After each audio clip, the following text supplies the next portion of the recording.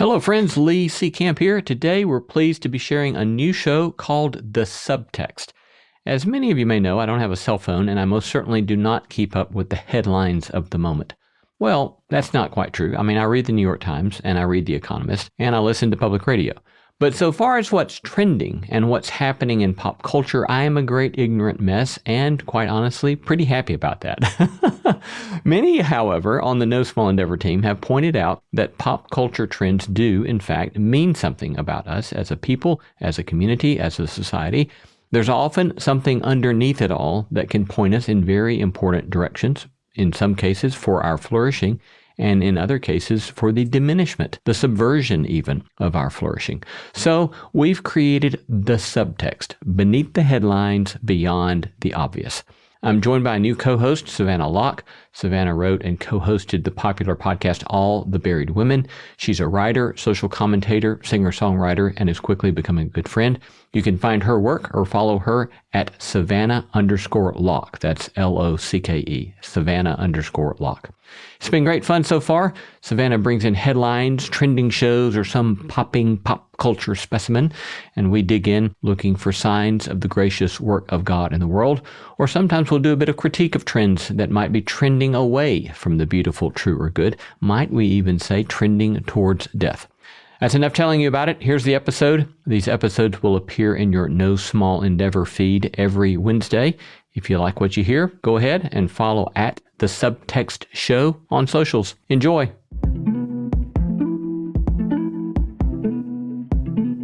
Okay, Lee, you're coming from a cohort where you talked about deep spiritual things. I'm coming from a Mahjong tournament where I won 2 out of the 5 games. I do not know what Mahjong is. It is so difficult to describe that I'm not even going to try to go for it. There's this movie called Crazy Rich Asians. Yes. Yeah, they play that. Okay. You've seen it? I have not seen it. Okay, watch it. They play the game. Okay. It is extremely complicated. Is it like a board game or something? Yes. And it originated in China a zillion years ago, but like the Jewish community adopted it in America and kind of created a different version. And that's the version that I play. And you play enough of it to be in a tournament? Very low key, but yes. But you won 2 out of the 5 games. I won 2 out of the 5 games. Yeah, good for you. Yeah. Go, girl. So I'm coming in with a little bit of wind in my sails. How are you coming in? I'm coming in well. It's a pleasant summer day, hot here in Middle Tennessee. Yeah. But it's good. And I'm getting ready to go on vacation, so I'm pretty excited. Are you going to have any vacation reads? I'll take my book that I have been reading. I decided this year I was going to start reading the New Testament again. And then I decided I would put that on pause for the summer while I read my sci-fi book. Nice. And so I'm reading Kim Stanley Robinson's, I love Kim Stanley Robinson, sci-fi writer. He's like super smart, and he writes about, climate change, ecology, exploration of the universe. And he's got this great Mars trilogy, and I'm on volume 2 of the Mars trilogy this summer. Mars meaning the planet? Yes. Does it take place in Mars? Yes, yeah. It's about the human conquest of Mars. Yeah. Which honestly, not far off. No, yeah. It's a fascinating read. And I love it because he's like, all of his books are kind of like, we're screwed, we've not taken climate change seriously, and it's going to be a disaster. Yeah. But he, at the same time, is like hopeful and is like, okay, what does it mean when faced with some of the most difficult circumstances that humans what might they do? Yeah. And so he's very realistic while also saying, well, okay, what do we do now? So I love it. I love his writing. Yeah, not giving way to like utter nihilism. Right. Yeah. Yeah. You've been reading anything interesting? Yeah. I just finished a book this week called Holy Hurt by Hilary McBride. Have you heard of it? I know of Hilary McBride, but I do not know of that book. Nice. Okay, so it just released like in the last couple of months, but she basically explores spiritual and religious trauma. But through like an academic lens, which is really helpful. Yeah. I think that the general academic research into spiritual and religious trauma is fairly new. And so she talks about what religious trauma is and how to heal from it. And it was a really good book. Fascinating. Yeah. We could talk about that long. I know. She had this actually amazing quote. I wrote it down. We stoke in people an inner critic and tell them it's the voice of God. That's amazing. Yeah. Isn't that so good? When I read it, I was like, oh, yeah, totally. Yeah. We just treat people's shame as like the voice of God instead of saying like shame is something that God can actually help you with and like help heal you from. Yeah. I know. I was thinking yesterday about a friend of mine who's an artist here in town. Several months ago, told me one day that she has this voice in her in which she's always in trouble. And I thought, and I told her, I said, I have that voice. Same. It's always like I'm always in trouble, or I'm waiting to hear from somebody about how I've done something wrong. Yes. And so I think so much of that's that sort of inner voice that's stoked inside of us, like she describes there. And can be compounded through religious circles. Sure. If we don't keep that in check. Yeah. Yeah, it's a really good book. Would highly recommend for anyone if this resonates, with whoever. Very good. With anyone who's ever been to church, perhaps. Who knows? All right. Well, let's get started with the show.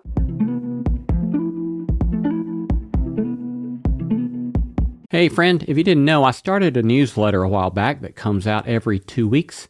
I've been delighted to hear from so many of you about positive response to the newsletter. We call it the No Small Endeavor Notebook, where I riff on themes and topics related to our podcast, giving you additional material for thinking and doing in your own quest to make sense of what it might mean to live a good life. Join us by going now to nosmallendeavor.com and sign up there. Again, go to nosmallendeavor.com to sign up now for our free No Small Endeavor Notebook newsletter. So the last 2 weeks have been a blur. A conference in Dallas, a few days back in Nashville, out in Utah, where I got a day to myself to hike in the Wasatch Mountains, then a conference in Salt Lake City, then back to Nashville to tape 5 hours of interviews in the next 2 days. And you know what I've taken with me on those travels, packed in my bags? My cachava. I kid you not. I love my cachava. In the midst of all that craziness, it kept me well nourished, mind and body. And I really do like it so much that I look forward to it. Find myself telling myself, oh, wait, you can have your cachava in about an hour. As you've heard me say before, a serving has 25 grams of 100% plant-based protein, plus 6 grams of fiber, and with every 2 scoops of cachava, you get 85 plus superfoods, nutrients, and plant-based ingredients. No artificial flavors, colors, or sweeteners, non-GMO, no soy, no animal products, no gluten, and no preservatives. So, rethink your definition of fast food. And they just launched a new flavor, strawberry, with real freeze-dried strawberry. You've never tasted strawberry like this. Go to kachava.com and use code NSE for 15% off your next order. That's Kachava, KACHAVA.com,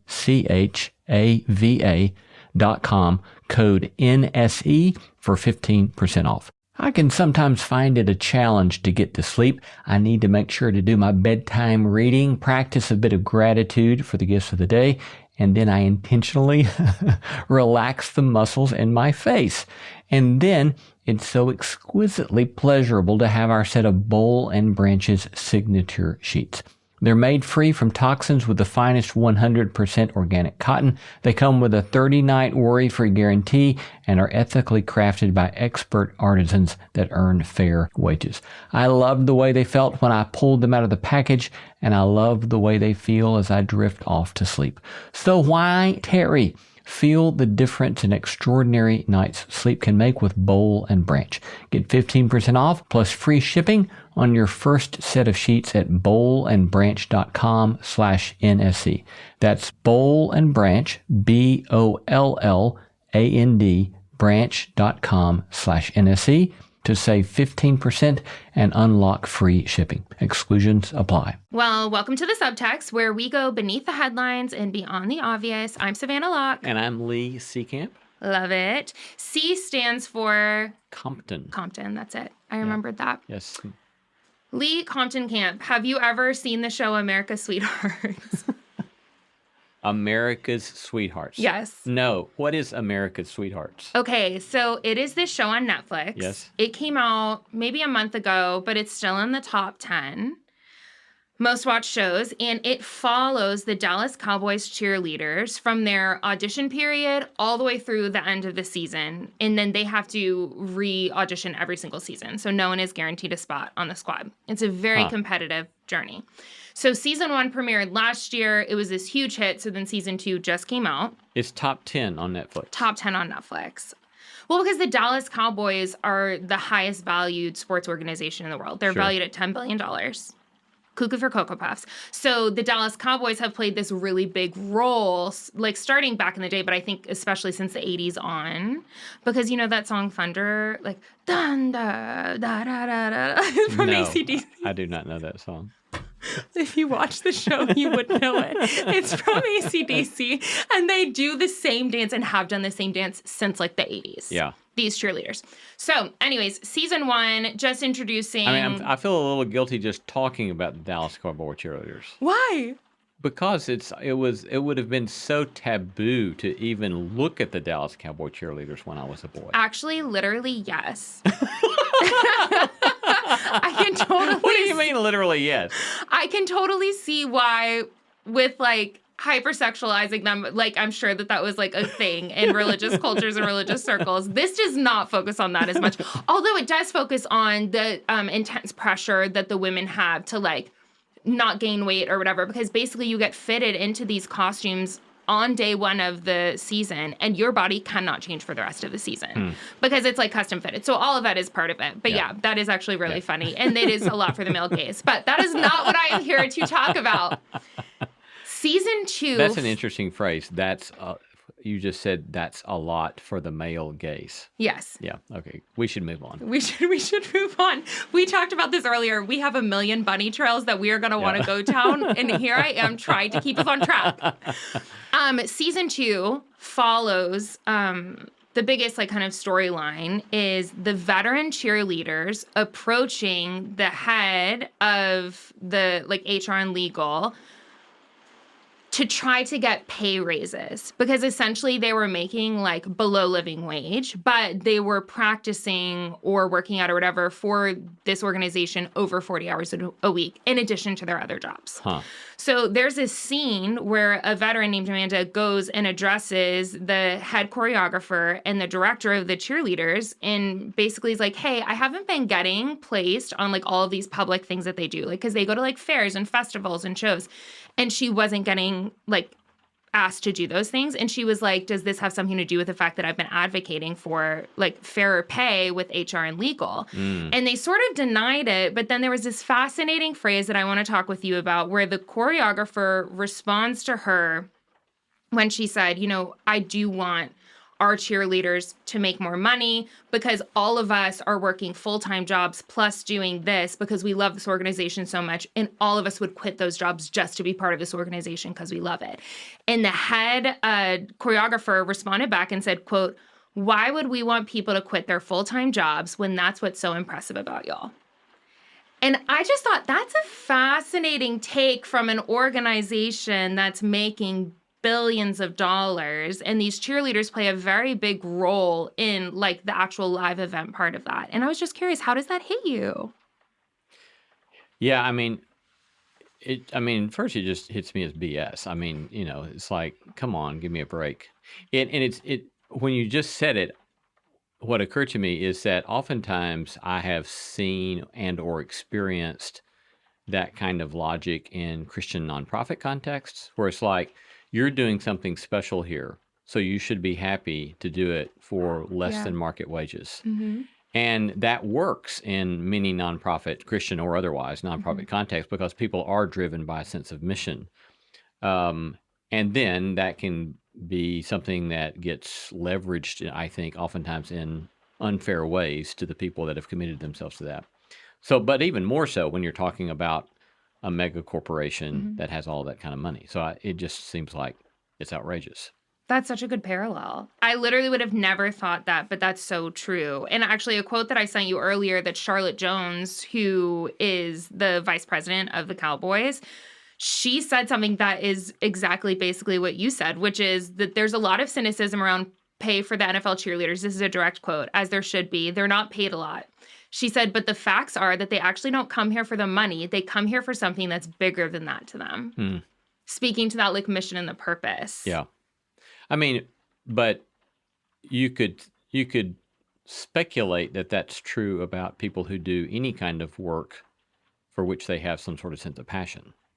You could say that about surely the quarterback that's making, you know, that guy at the Cowboys quarterback, I saw that he had signed a 4-year, $240 million extension. So, wow. So, it's like, I mean, he could say that he's being driven by a passion as well, but that's a very different sort of scenario when you think about it in terms of the economic return, obviously. Yeah, it's not a bad thing to be driven by passion, but I guess where I get skeptical is when people who are making money start to tell people who aren't making money that they shouldn't want to make money because of the passion and the purpose. Like where Charlotte Jones is like, I couldn't find her specific net worth, but her dad, who owns the Cowboys. Actually, when we were in Italy a couple of years ago, we went past his yacht, and it's like one of the most expensive yachts in the world. And it's like people who have so much money telling people who don't that they shouldn't want that. I don't know. Yeah, I mean, obviously, what a lot of people are going to say is that, well, look, they have a freedom to walk away from it. They can freely choose whether to sign the contract. They know what they're getting paid, and so they don't have to take the job if they don't want to. But how would you respond to that? Well, that's what I kind of wanted to ask you, because I've been on a group thread. I need your quote, Lee, to send back to my group thread with my friends. Our friends got in this exact same text. Not an argument. It was just like kind of a debate back and forth of some friends were like, they need to quit and stop complaining.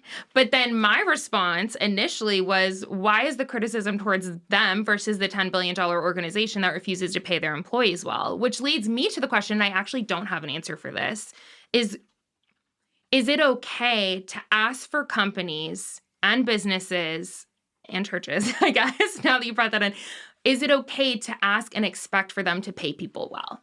Yeah.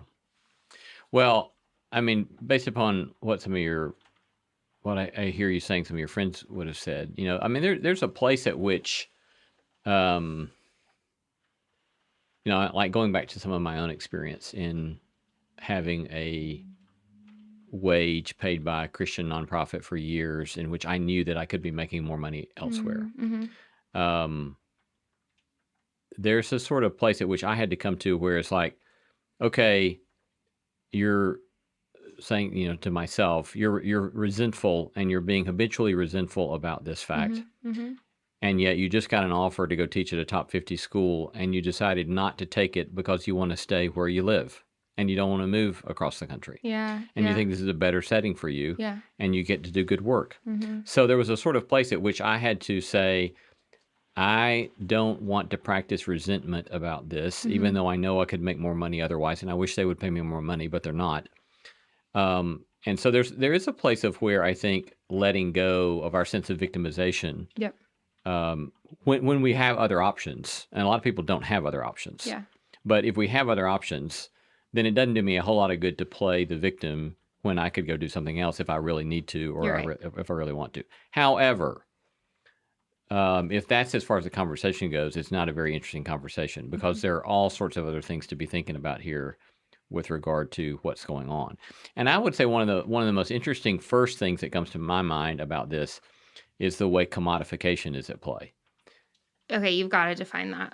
I know sort of what you're talking about. Yeah, so commodification just meaning you turn anything into a good that can be traded, bought, and sold on the marketplace. Yes. Right? And so what happens in a global capitalist world in which we find ourselves is that everything gets commodified, including, in this case, women's bodies are being commodified. You're right. And it's really interesting that it's ironic, I think, that it's a top 10 Netflix program about women who stick with me because about what I'm about to say could be very. I'm ready for the criticism. Could be very much critiqued, but let me just get through the end of my sentence, paragraph.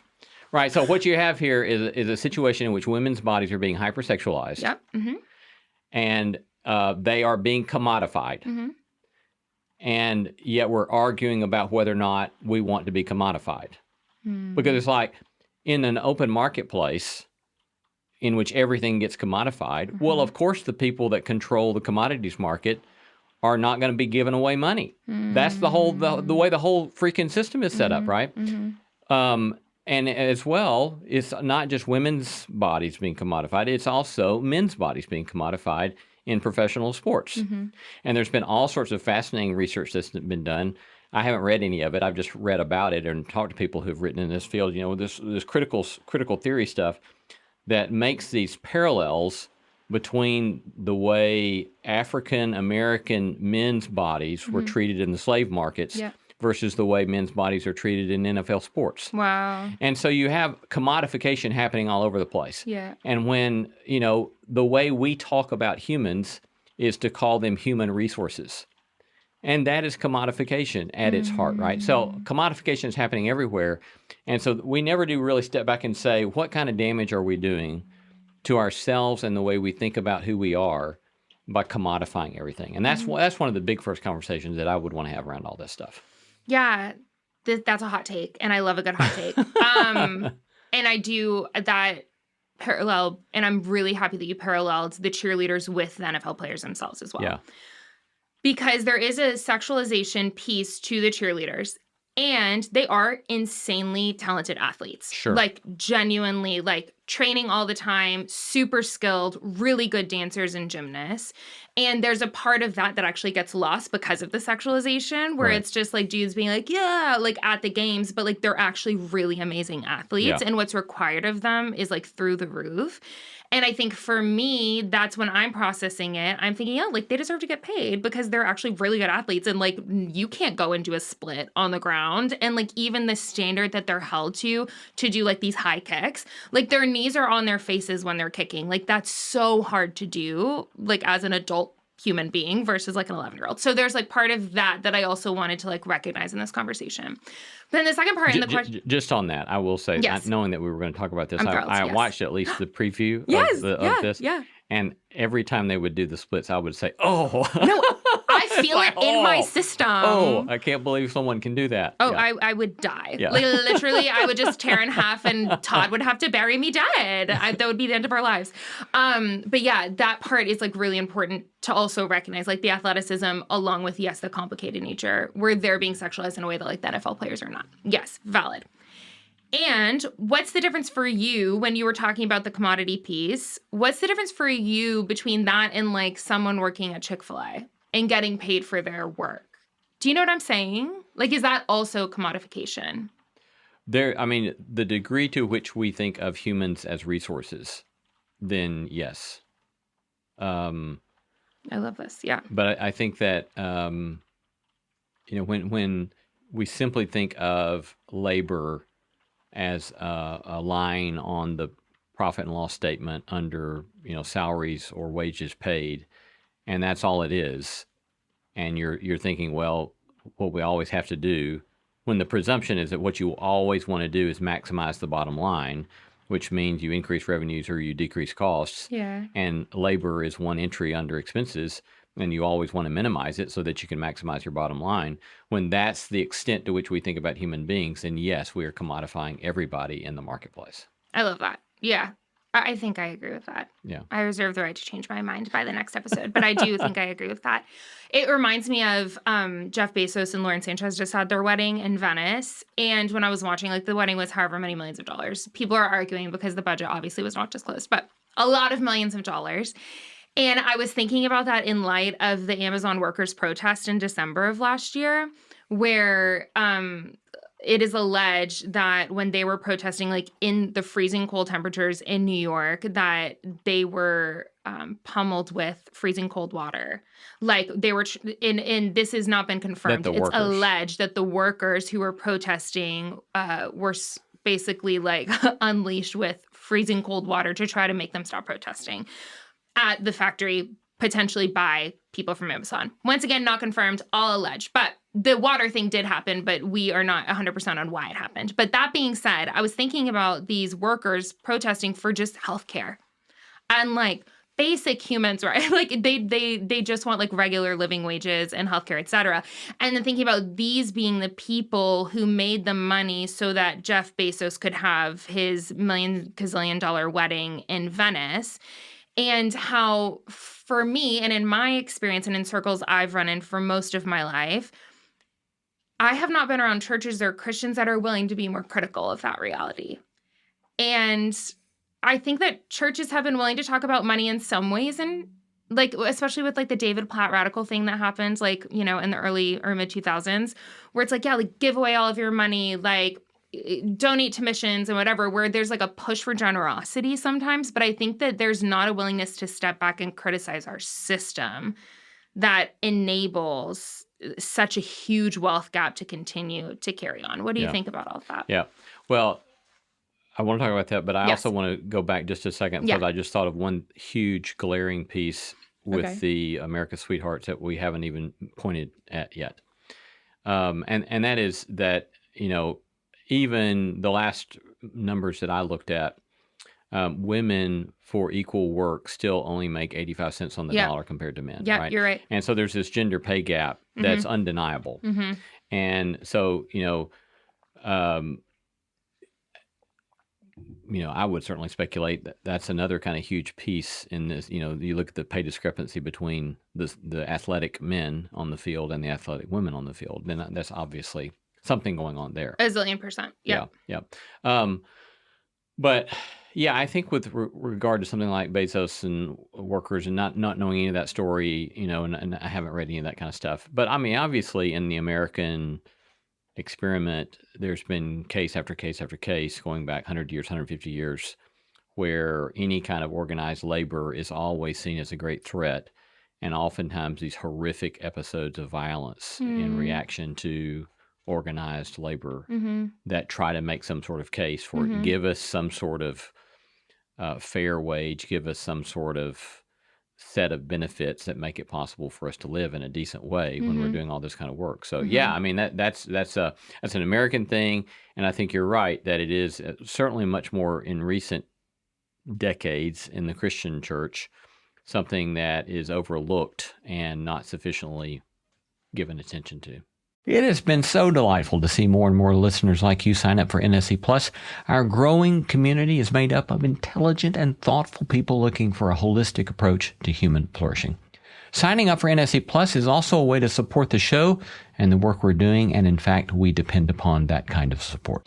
But in addition to supporting the show, you'll get exclusive access to bonus content, and the No Small Endeavor you've come to love will be completely ad-free. In fact, you won't even hear ads like this one. So go to nosmallendeavor.com and click Join NSC Plus to become a member of our community today. Join for as little as $5 a month. Again, go to nosmallendeavor.com, click on that red button that says Join NSC Plus to become a member today. Vitamin Water Zero Sugar has great taste, zero BS, and obviously zero sugar. For those with zero room in their calendar, zero patience for slow walkers, those who get 0 hours of sleep on a Saturday night, have zero filter, zero given, and zero interest in grabbing a plain, boring water. Grab a delicious Vitamin Water Zero Sugar today. Raise the rudders! Raise the sails! Raise the sails! Captain, an unidentified ship is approaching. Over. Roger. Wait, is that an enterprise sales solution? Reach sales professionals, not professional sailors. With LinkedIn ads, you can target the right people by industry, job title, and more. Start converting your B2B audience today. Spend $250 on your first campaign and get a free $250 credit for the next one. Get started today at linkedin.com/campaign. Terms and conditions apply. And what is it that is not being given attention to in your mind? Yeah, well, that's there's a lot in that it bucket. But, for example, typically in like moral philosophy, when you talk about something like justice, right? So justice is obviously a slippery idea. So Socrates, Plato, justice is giving what is due to whom it is due. And you're like, well, that doesn't help us any. Right. He gives us a very formal construct. He gives an idea of fairness. He's basically saying you should be fair. Yeah. But he doesn't define what fair entails, right? But in the kind of arguments about what justice should point us towards and the concerns that it should help us cultivate, you have different kinds of justice. So you have, for example, commutative justice. And so commutative justice is this idea that kind of individual to individual, that if you have a contract, then you need to honor what you said you were going to do in the contract, right? So if somebody says, I'll do this work and I expect to be paid this, and there's an agreement on that, then commutative justice requires you to do that. Yeah. The problem, though, is that a lot of times everybody wants to run every kind of question around money through commutative justice. So in this case, well, look, the America's Sweethearts, they signed the contract. You're right. Yeah. Right? And so per commutative justice, they're being just. Yep. Right? But that doesn't raise questions like distributive justice or so-called legal justice or civic justice, in which we're asking questions about what sorts of larger concerns for the common good are at play, what sorts of larger concerns are there for what we ought to be giving to the community, what sorts of systemic things might be at play that we need to also take into account. So the tradition of talking about justice has lots of considerations, but we generally just want to focus on the one. Yeah. What'd you agree to? And if you signed it, then I don't want to hear you whine about it.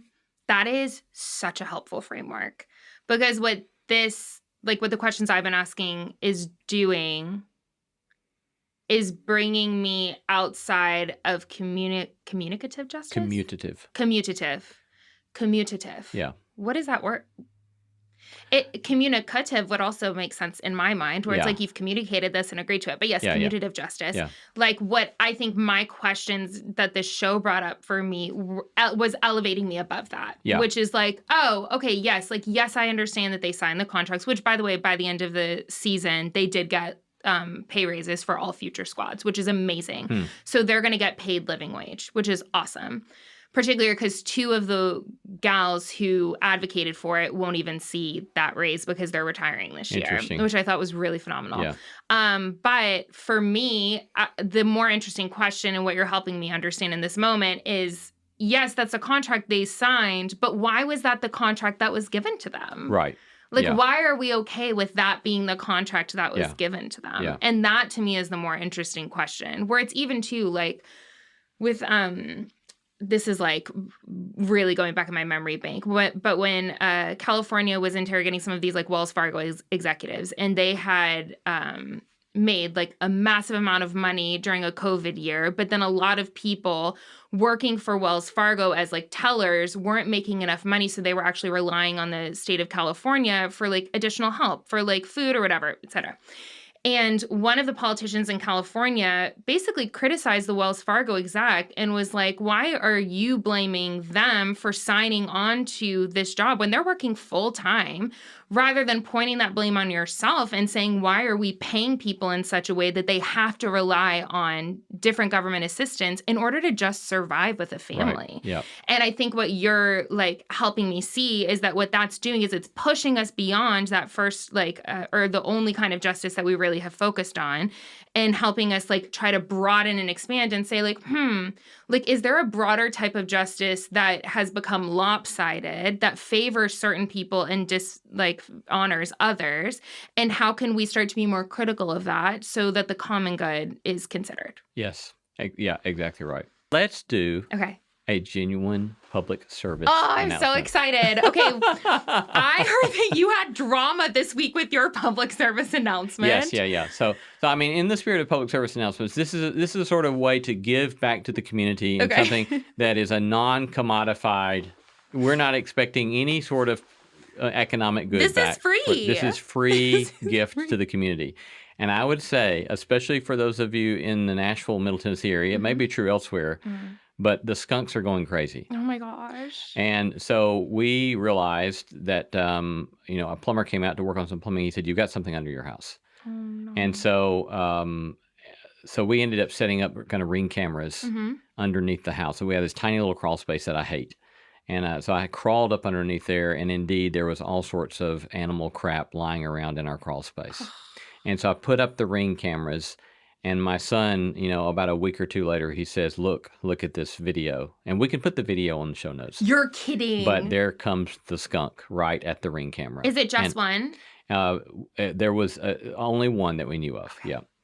And so we call the skunk guy, And it cost us, like a couple of $1,000, and it was going to cost like $3,000 if we bought the guarantee. But they had blocked off everything and all the different ways the skunk could get into the house. I thought, why would you buy a guarantee for $1,000 or $1,500 when I can just call you again to come out and Yeah. And it's not going to happen. Everything's blocked off. Right. So anyway, we got rid of the skunk, and about 2 weeks later, a week or two ago, my son says, "Bad news." This was from 3 o'clock yesterday morning. And there was another blasted skunk under our house. And I kid you not, she found a little place and dug it between the mortar of the blocks in the foundation of our house and made a spot that's about twice the size of a silver dollar and got in there. And then... Now I'm starting to feel bad for it. I'm kind of on Team Skunk. No, you're not. You're not going to be on Team Skunk. Because it had already cost me all this money. Creating this little home, though, is so sad. No. And so, like, the next day, so I found the hole, and then the next day, when there's a big rainstorm coming, our dog, Otis, he starts growling about something. So, what is it, Otis? And so we look out the front window, and there's a mother skunk with 6 baby skunks all behind her, right in the front of our house. And so maybe that was the same skunk. I do not know. But my son, this particular son who started being on Team Skunk, that I was reprimanded, said, "I don't want to hear it out of you. Because these things are going to destroy our house." And so I went out and hollered at them and, ran them off across the street and found the hole and did the hole. But here's the deal. I kid you not, like 2 or 3 days after I had blocked up that hole, I stopped for a beer in East Nashville. And I had gotten my beer, and I was about to sit down, and I look out the window. And so this is like 10 miles away from my house, right? And I see a skunk right outside the window. And it's on like a wheelchair ramp that's going up into another building, the building next door. Okay. And then I look, and I thought, that's not just one skunk. That's more than one skunk. And then it starts moving up the wheelchair ramp towards an open door in the building. Okay. And I start counting, and it is 6 full-grown skunks. It's the same skunk? And no, it wasn't the same skunk because they're all full-grown. Oh, they're full-grown. Yeah. Okay, I just thought they grew fast. But it was 6 of them. And no, they don't grow that fast. You're being haunted. You're being haunted by these skunks. And so they go up the wheelchair ramp and go right into the door of the CrossFit gym that is right there. Inside of the CrossFit building. Yeah. And so Pray for CrossFit. Yeah, you're not kidding. I told the proprietor of the place where I got the beer, I said, "Dude, those 6 skunks just went into that guy's place." I don't know if he let him know, but anyway. What public does it service mean? announcement, make sure you don't have holes in your house where the animals can get through and they can get through your HVAC. Make sure all of that stuff is blocked off. It is costly not to attend. Do you wish you had done the guarantee? In the end, I'm okay because I was able to figure out because we were able to get it blocked off when the skunk was not As far as you know. As far as you know. Well, the ring camera, I have taken the ring cameras out because I've been back up under there several times. Okay. Because of the dehumidifier that needed attention. But this is a different story. That's a different public service announcement. Crawl space issues. Yes, yeah. Yeah, I guess I kind of feel bad for the skunk with the 6 kids, but all of the other skunks, I'm on your team for sure. Yeah. And why they're haunting you, I don't know. Yeah, no, I don't know either. But yeah, public service announcement, be careful with the skunks. Be careful with the skunks. And honestly, maybe just pay for the guarantee if you're going to be haunted. Yeah. I'm happy that it worked out for you, but you never know. You might as well just go the extra mile. I thought the dude was commodifying me. And so I didn't pay for the guarantee, but maybe he was being kind to me. We love a good full circle moment. I love it. A good full circle moment. So back to the show. Where were we? Okay, we were talking about the different types of justice and how the questions that we've been asking have been helping us broaden our conversations outside of commutative justice. Yes. And why do you think, in your experience, have we been hesitant as Americans, as Christians, as whatever, to maybe be more critical of?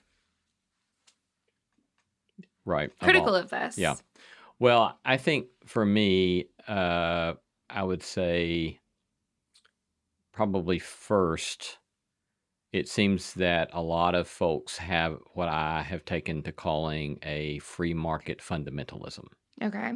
in which there's a sort of literalism about any sort of thing that challenges supposedly free market mechanisms is seen as taboo. It's seen like as communist or socialist. Interesting. And so anything Yeah. that's going to question with that, we're immediately suspicious of because, well, you must be a communist. You know, you're a pinko. And so I think that's at least somewhat in the water. And then the ways in which a lot of American Christianity has gotten itself allied with the right means that increasingly we don't ask those kinds of questions, right? So I remember years ago, one famous, I won't say his name, everybody would know his name, but one famous political commentator, pundit, kind of radio guy, once said something like, if your church is talking about justice, you should leave your church because it's not a real church. Interesting. So that kind of stuff, that the right and the sort of free market fundamentalism casts suspicion on asking these kinds of questions. That would be the first thing that I would say. Yeah. Whoa, that's a fascinating quote. If your church is talking about justice, you should leave your church. Yeah. Fascinating. Yeah, isn't it fascinating?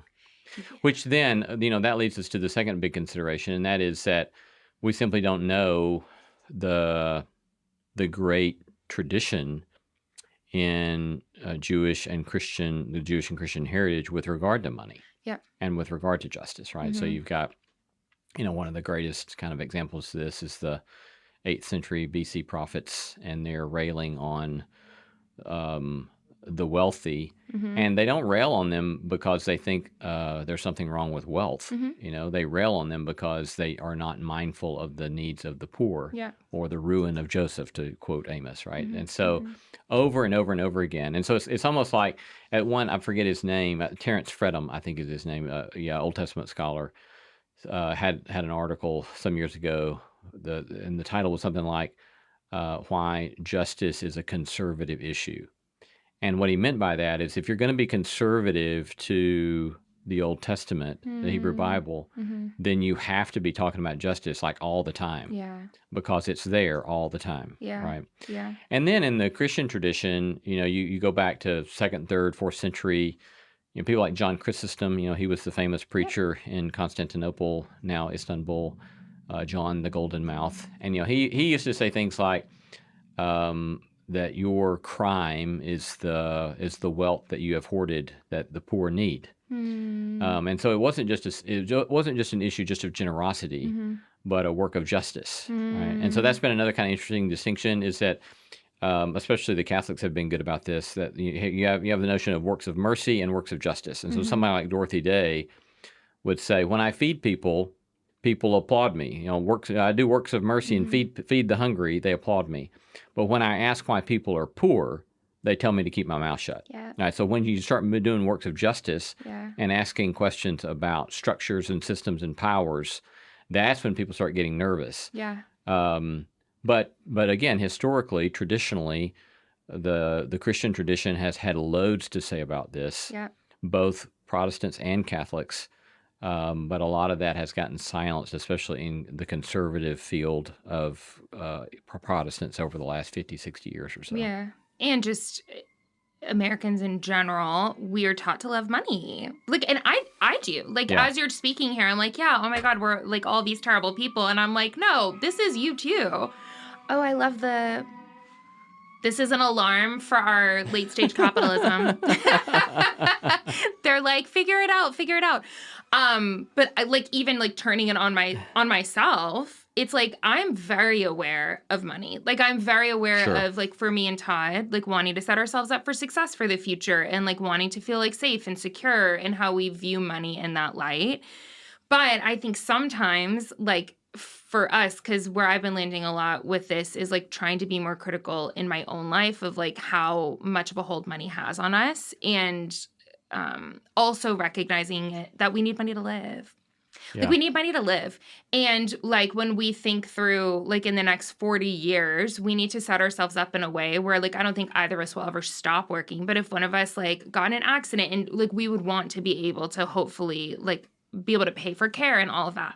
So thinking through that, and also separating that from the wealth gap that we see And when people criticize the wealthy, they're not necessarily criticizing the person who also has a beach house on 30A as much as like the Elon Musk and the Jeff Bezos and all these people who literally like could lose millions of dollars every day and not even notice because the gap is so extreme. But I think, did you tell me this quote or someone else did? But anytime an American hears illion, it all feels the same to them. So like million, billion, trillion all feels the same.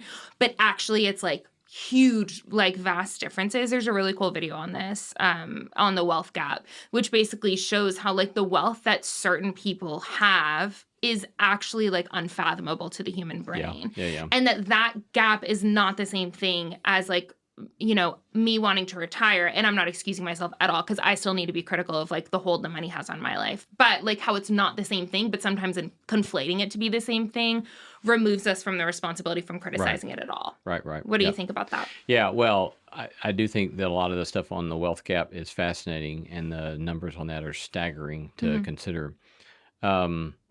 And I would say that my own experience, my wife, Laura, and I, when we were younger, we kind of made this commitment that we were just going to be, I would look back on it and say somewhat naively poor and be happy with that. Yeah. And because I decided not to pursue certain routes where I knew I probably could make a bucket load of money. Yeah. And decided to do another route in which I knew that it was going to be, relatively modest. And then by the time we hit our mid 30s, we realized, we don't know if we can sustain this. Yeah. And I was anxious all the time. And so there was this sort of place at which we made a shift where it was like, this isn't working. And we, for good or for ill, we haven't been able to live in a way that feels, especially for me, sane. Yeah. With regard to the kinds of financial commitments that we have made. Yep. And so there was a turn that took a long time, but there was a turn in which we said, we're going to live in a way that we don't feel under this constant pressure. Mm-hmm. And so I do think that there is a sort of prudence that's important. I'll just speak for myself. I found that a sort of prudence about what was possible in my given context actually helped me live better, and also has allowed us to be a lot more generous because we've had more to give away. Nice. Right. Yeah. And so, I've thought about that a lot, and I've thought about it a long time, but that doesn't mean that I also don't find myself too often captivated by the love of money. I know. Doesn't it suck? Yeah. And I think that there's like a personal element, which goes back to the justice conversation too. There's a personal element to this where it's like, like the personal discipline of releasing the love of money from your heart. Yeah. There's like a personal practice that for me, I do often, like to be able to say like, God is my provider. Like just even like remembering that, like God gives me breath in that sense, but then also recognizing my responsibility, but then broadening it to say, and the wealth gap is an issue. Yeah, right. And like the Dallas Cowboys $10 billion organization not paying the cheerleaders a living wage, that's an issue that we should be able to talk about and think about. Yeah. And not only does the Old Testament have something to say about it, but also like all of these theologians and scholars from forever ago have something to say about it. And like the New Testament has stuff to say about it, which we don't really talk about a lot. No. Like Jesus railed against a lot of this kind of stuff. And like, I know we talked about like James 5, like very specifically saying like that when the wages of the laborers who you didn't pay, like call out to the Lord and the Lord hears them. That like God cares about how we systemically handle this. And you don't have to look hard in the Bible to find all sorts of stuff about this. Yeah. I know. One of the other big things that helped us when we were young is that we got invited to go live in Nairobi for 6 months. Nice. And so this was between seminary and my PhD days. And I'll always remember the week before we left, pulled up in front of my wife's house in Brentwood, which is a very nice, suburb of Nashville, and was listening to NPR. And there was a story at the time, the global population was 6 billion, and they had just come out with a new study that indicated that 2 billion people lived on $2 a day or less. And I remember, and I stopped the car and would listen to the rest of the story before I went in because I thought I want to listen to this. And I remember sitting there thinking, I don't have the foggiest idea what it means to live on $2 a day or less. I cannot fathom what that means. Well, within 2 weeks, all of a sudden we knew what it was. Yep. And we made friends with people over those subsequent months who lived on $2 a day or less. And so I think, oftentimes we need some sort of thing to help us get some sort of perspective. And because of the constant way in which our desire is cultivated. So, the cultivation of desire is an art in global Western capitalist cultures. And there are forces constantly cultivating desire in us. Yeah. And without some sort of way to give us some sort of perspective, that can just run amok. And so while those kinds of things can be, mind-blowing, I think it's super helpful for us to get a little bit of perspective and realize there are ways that we can be of great service to the world, and we ought to get busy being of great service to the world with the resources that we've been given and the bounty that we enjoy. And so let's get to it. Let's get to it. Wow, that was a great closer. Should I end with my public service announcement too, just to end on a high note? Lay it on us. Because you really just took us to like a deep spot, and I think someone might want to know about sneakers. That's what my instinct is telling me. Yes. Sneakers, tennis shoes is what you might call them as well. So I'm walking the Camino with my mother in 2 months. And That's when very you exciting. walk the Camino, you're walking between like 10 and 20 miles a day, and you cannot wear Air Force Ones. So like, I cannot wear these sneakers. I have to have like for real shoes for this. And so I go to REI. I ask him, what kind do I need for the Camino? They had a person who had done it himself. And this is my PSA. If you ever going to walk the Camino or do any sort of long walks for a long amount of time, you need to buy a shoe size that's one size bigger than your normal shoe. There you go. Did you know this? I did not know this. Yeah, he said that my feet are going to swell. He was like, you cannot wear a normal size shoe. You need to get one size bigger. And he said, just trust me. Like, this is what everyone does because your foot is going to swell so much that you're going to need the extra room. Very interesting. One size bigger. That's my PSA. Yeah. Hoka's, I got size 11. Excellent. Giant feet. Giant feet.